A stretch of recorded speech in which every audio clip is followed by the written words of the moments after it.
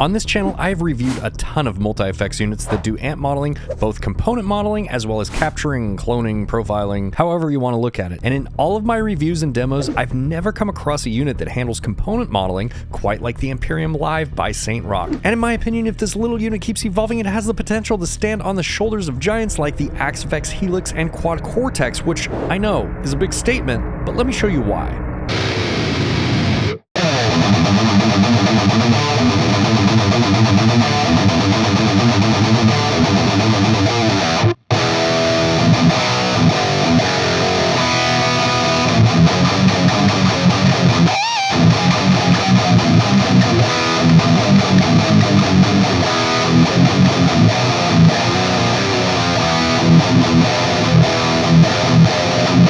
What's up everybody, welcome to the channel. If you're new here, my name is Taylor. I'm plugged in to the Amperium Live by 𝗧𝗏. I'm running that into this power amp pedal right here from my buddy Shay from 𝗧𝗛𝗏𝗡𝗦 Effects, called the Higher Power. That is powering this Bogner 4x12 cabinet. Let's do some chugs, huh?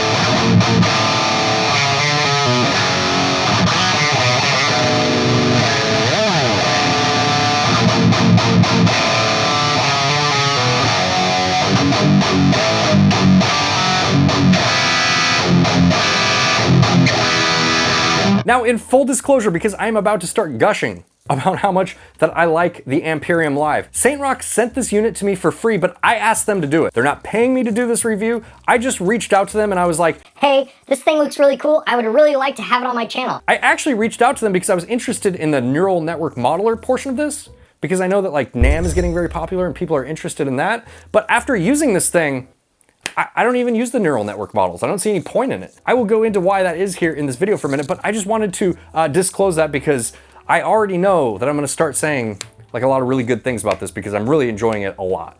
So there you go. Now, I'm really excited to share this multi-effects unit with you guys because, you know, it isn't the prettiest thing ever. I mean, it is pretty basic looking and it is very unsuspecting looking. But what this little unit does is really surprising because it does some things that some much bigger name branded units don't do. And it's from a small company in Ukraine. So, you know, kudos to the guys at 𝗧𝗏. They made something that I think is really excellent. Let's read the specs. The Amperium Live is a multi-effects unit that emulates guitar tube amplifiers with a stereo effects loop. It also has built-in effects and the ability to load neural network models. The Amperium Live uses 𝗏𝗏𝗏, that is direct optimized modified network analysis technology. The 𝗏𝗏𝗏 technology is used for the modeling, which provides more precise simulation on the level of the electronic schematic. The processing is distributed between two DSPs on the device on the input end and then on the effects loop end as well. The DI signal from the device can be routed right to the effects loop send. So if you wanted to use the effects loop on this device as like a stereo left and right out instead of the XLR left and right out, you can do that. Now you might have noticed the tiny LCD calculator type screen on this device. That is just there if you absolutely need it. You can actually control this device remotely from your phone via the built-in Bluetooth or from USB from your computer. On the front of the unit, we have the headphone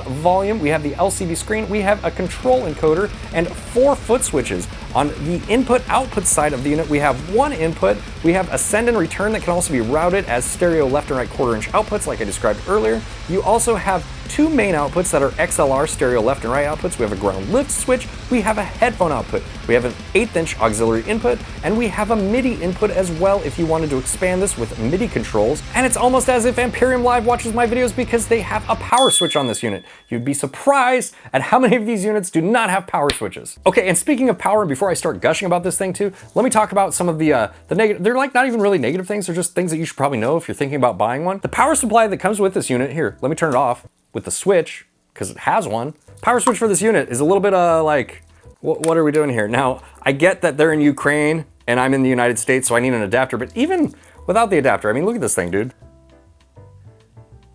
It's worse than the power supply from the Nintendo, you know? So this is just something that could be improved, or like I would suggest if you were buying one of these things, get a 9-volt 3 amp, because it is specific. I couldn't actually use my pedal power supply to power this thing because it doesn't have a 3 amp output. Get yourself a 9-volt 3 amp adapter so that way you don't have to use this monstrosity here. And just the other thing that I wanted to mention too, and I'm not sure if this is true for like retail units or if this is just the one that they sent me for this demo. This didn't come with a USB, which is really not a big deal. But if it was me and it showed up to my house and I wanted to like load IRs onto it and then realize that I needed to order a USB, I'd want to know that ahead of time. So that's why I am telling you. Pretty small negatives, huh? Let's dive into how I made these tones that you just heard. All right, guys, I am here at my desk. I have the Amperium Live plugged into my computer via USB. Now, it does have a Bluetooth connection. You can connect to it with Bluetooth. I will go over that later on in this video if I haven't already.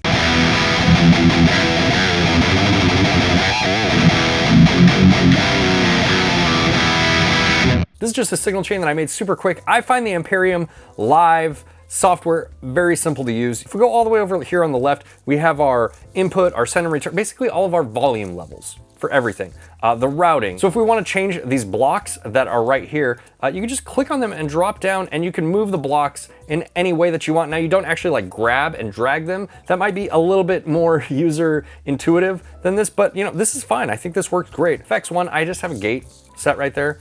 Pretty basic, you know.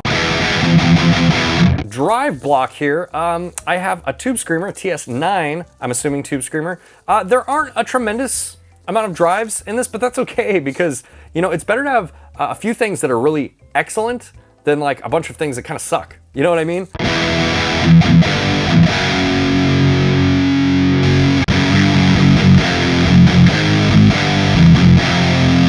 You know, it sounds really fuzzy like a rat, but I'm just sticking with the Tube Screamer. It's what I know, it's what I always use. Now, let's go to the part of this pedal that really has me excited. In the preamp section here, we can select an amp. I'm using a Deliverance. You know, there are a bunch of different amplifiers in here, a bunch of different great amplifiers, and we also have the neural network models that we can use as well. I would say it's really cool that it's there, but totally unnecessary because they do the component modeling so well in this. Let me show you what I mean by that. We're gonna go to an amplifier here that has a lot of options, right? We're gonna go to the 𝗧𝗛𝗖𝗜𝗔𝗡𝗦 Red, and look at that. Look at the options that we have in this preamp. It's all of the options that you would find on the actual amplifier in one bank. They don't have like a list of separate 101B red models with different switches. No, it's all right here. Now, there are modelers that do this to like some limitation, like the HX Stomp or the Helix, the Axe-Fx, the FM9, even the Quad Cortex for that matter. They do have some of this going on, but typically the way it works on those devices is it's not all just in one page. And I've just been saying this for so long. I've been waiting for someone to do this and they finally did it. Let's just go ahead and set this up here. This is what it sounds like stock.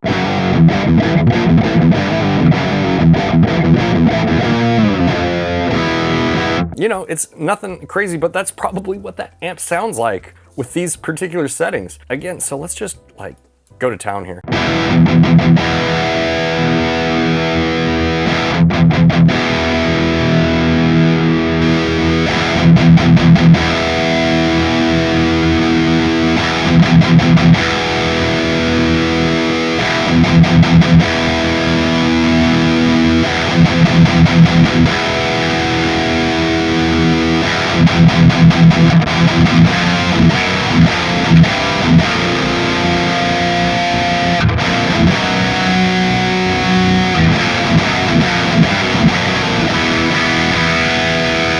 It sounds killer, dude. It sounds so good. And one of the things that you will notice when you're doing this, it's kind of a drawback a little bit. Maybe it's something they can update in the future. I don't really know. But when you are dragging stuff around, it doesn't actually change the sound until you like let go.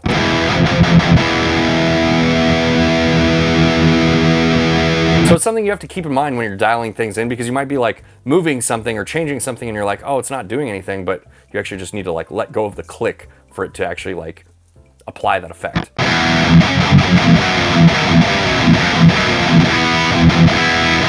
You could change the tubes also, and you don't have to be inundated with like the plethora of options that you would find in something like the Axe-Fx that you can do this in as well. But there's a bunch of different tubes that you have here to choose from. Let's go with JJ's.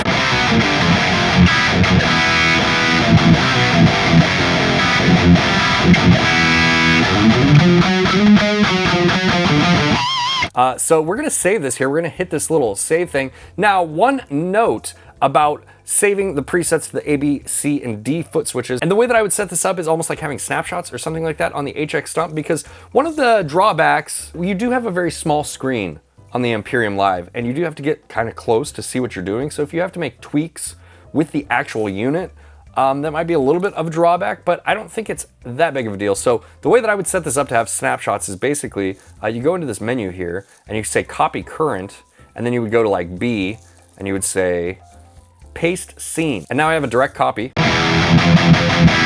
Let's go into the power amp emulation. So that's just the preamp emulation. Now over here we have power amp emulation, and you have different modes here, which are different amplifiers, essentially. And then you have different tube options here as well. You know, cold, optimal, these are like voltages that you could select, essentially hot. Let's go with the 6L6 optimal.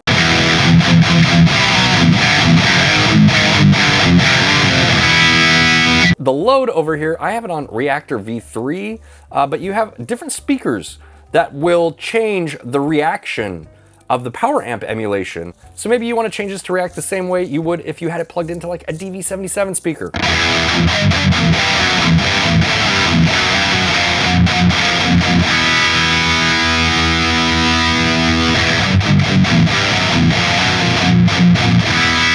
And what that's doing, if it doesn't translate to the video, is it's sort of like changing the compression in the low end. I'm not gonna go too crazy here, but for the sake of this demonstration, let's just go B, and let's make B our like solo channel. So let's add delay. Let's go with dual delay here, and I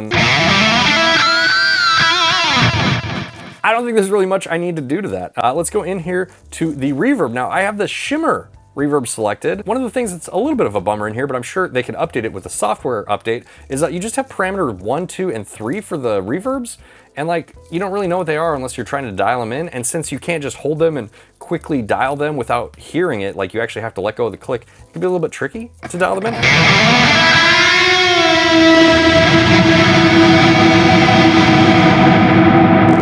But I'm just guessing here on these. It would be nice if I didn't have to guess. Let's turn the wet signal down to like 40.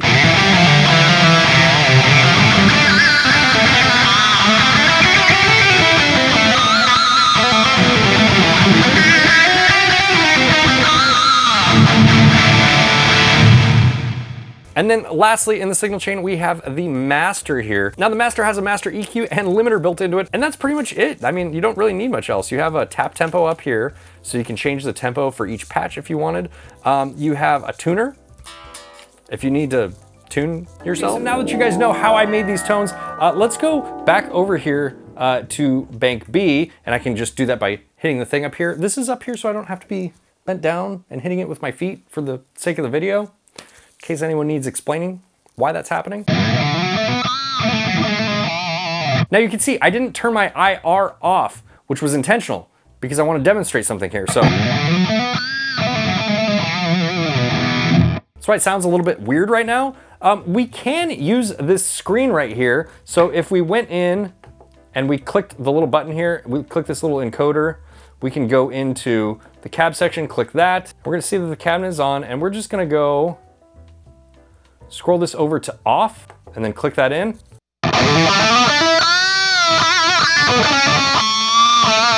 So I'm experiencing something else that I kind of wasn't expecting right now, but that's great because it can segue into this next part here. The screen might be a little bit difficult to use.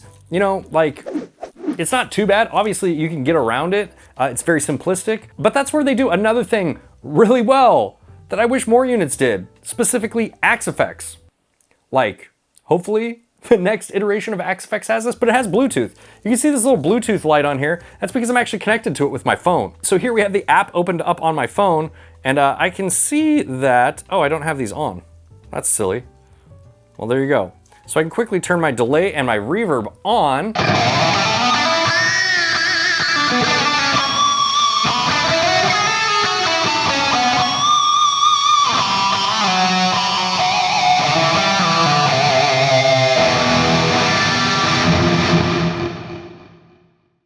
There you go, and now the effects are on. Now, my really only issue with the application is that it stretches to fill your screen, and I'm using an iPhone, so I have that stupid little island thing in the middle of my phone, which kind of cuts off some of the text. Hopefully, in future iterations of this application, they fix the ratio, like make it 16:9 so I can see the full thing, but it does look nice. I mean, it's filling up the whole screen, which is cool. Let's just go over here and just change some amps, man, because like I showed when I was setting up these tones, I think this is the coolest thing about this unit, and it just like gets this so right. This is cool. Let's go to the crank here. And again, You know, they're true to the amplifiers. We have revisions here, so we go Rev 1, Rev Junior, or Crankenstein. I'm gonna stick with the Rev 1. This is an amp that I really like. And this is just, I could tell you just from doing it so many times, this is exactly how I would set it up. I wouldn't have these tubes in here though, so let's go ahead and let's put these 12AX7 JJs in there. Let's hear what that sounds like.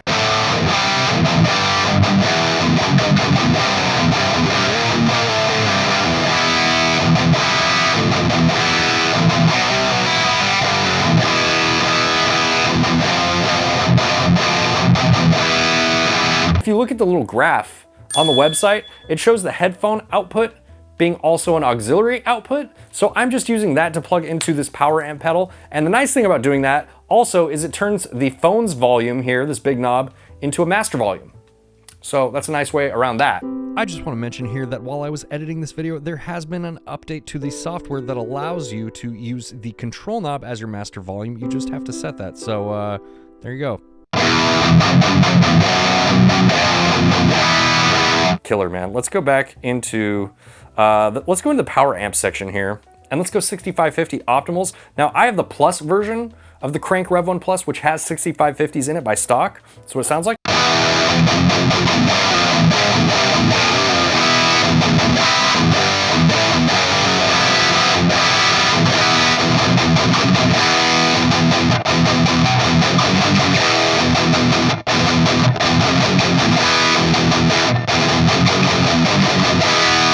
By the way, I'm playing this Jackson American Series Virtuoso. It has a JB in the bridge and a 59 SH in the neck. It doesn't really matter, I'm not using the neck pickup, but it has a JB in the bridge. This is a little bit outside my wheelhouse because normally I use EMGs and I play in C standard. This is set up in E standard, so let's switch over to my main guitar that I use. And yeah, let's try that out. Okay, this is my Deviant Guitars Grim War. It has an EMG 81X in the bridge and an 85X in the neck.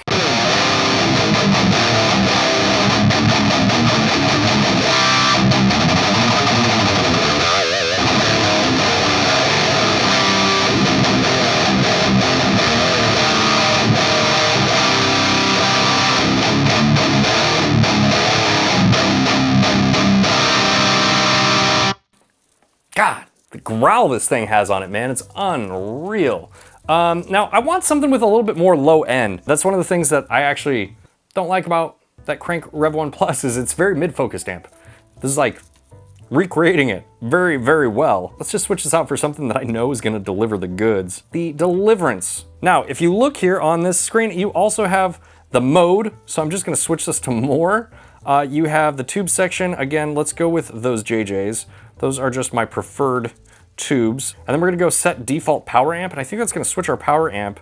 Yeah, it's gonna switch our power amp to the slow 100 with 6 L6s in it, which is, I guess, how this was set up, but now we have a depth knob in the power amp section, so let's listen to this.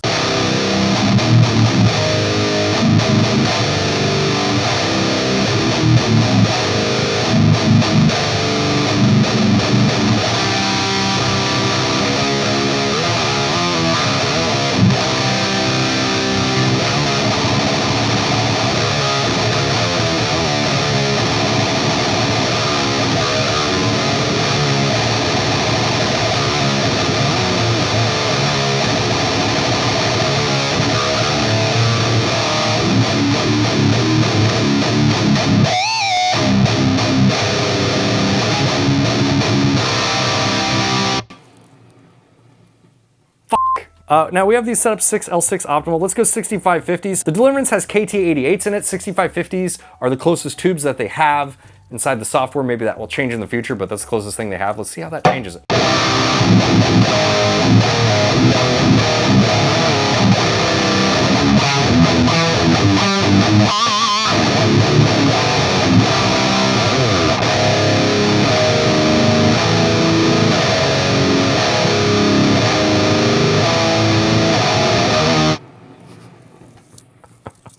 Dude, it's unreal, man. So to To wrap up my thoughts here on the Amperium Live, now that I've had some time to process this, I can still confidently say I really enjoy this unit, and for the reasons that I mentioned in this video. The UI is great, assuming that you are using a phone or computer to control it. The feature set is forward-thinking, and I really feel like the development went towards the right things. And if you are really into NAM and neural network modeling, this will totally work for you as well, and also give you some other tools to play with on top of that. And if you don't want to deal with any of that, I think that the component modeling is right up there with the best of them, and actually does some things better than most of them. I would like to see updates to the phone UI and also the amp selection. It would be nice to have some metal staples in there like the 𝗦𝗚𝗧𝗏𝗔𝗡𝗦 or Powerball, and maybe this could be the first modeler to feature an Ampeg VH140C.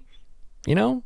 That'd be cool. But as an initial offering from a small company, I really think this has huge potential and could also push things forward for the big name companies. Like, why isn't Bluetooth phone control an option on a $2,000 unit? You know what I mean? All right, shout out to Saint Rock for sending me the Amperium Live to demo for you guys. If you like this video, make sure to hit the like button. If you really like what I do here on my channel, consider subscribing or joining my patrons or members, and I will see you in the next video.